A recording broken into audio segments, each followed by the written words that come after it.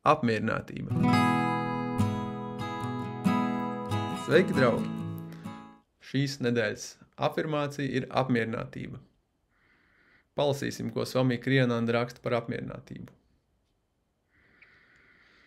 Apmierinātība, tiek teikts, ir visaugstākais tikums. Apmierinātība nozīmē izdzīvot līdz pilnībai labumu, kas ir katrā aizejošā mirklī.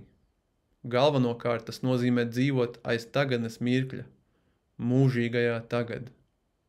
Cik daudz zaudē dzīvē cilvēki, kas ilgstoši vēlas, lai lietas ir citādas nekā tās ir, kas nebeidzami sūdzas un saka sev, ka pasaule tiem ir parādā vairāk nekā tā dod.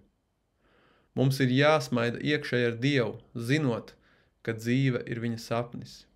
Apmierinātība ir drošākais veids, kā no katriem apstākļiem izvilkt to vislabāko. Un tātad kopā noskaitīsim afirmāciju. Sākumā skaļi, tad klusāk, tad čukstus, un tad es atkārtošu. Un jūs to atkārtojat tikai mentāli pie sevis, nekustinot lūpas vai mēli. Un pēc afirmācijas noskaitīsim lūkšanu, lai pastiprinātu afirmācijas iedarbību. Caur dzīves spēcīgajām vētrām es esmu apmierināts, jo turu savā sirdī Dieva mieru. Caur dzīves spēcīgajām vētrām es esmu apmierināts, jo turu savā sirdī Dieva mieru.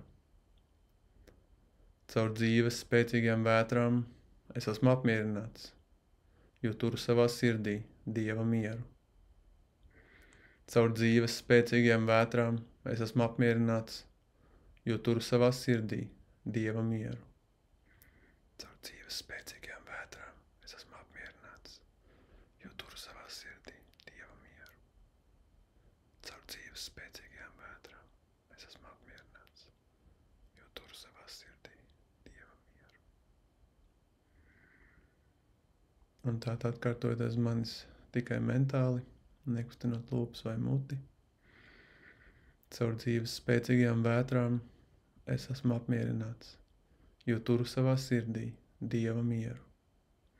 Caur dzīves spēcīgajām vētrām es esmu apmierināts, jo turu savā sirdī Dieva mieru. Caur dzīves spēcīgajām vētrām es esmu apmierināts, jo turu savā sirdī Dieva mieru. Caur dzīves spēcīgajām vētrām es esmu apmierināts, jo turu savā sirdī Dieva mieru. Caur dzīves spēcīgajām vētrām es esmu apmierināts, jo turu savā sirdī Dieva mieru. Tāda lūkšana. Dievs, tāpat kā tu dzīvo mūžīgi mierā sevī, tā ļauj man arī dzīvot vienmēr apmierinātam, lai es esmu cienīgs dzīvot tavā priekā.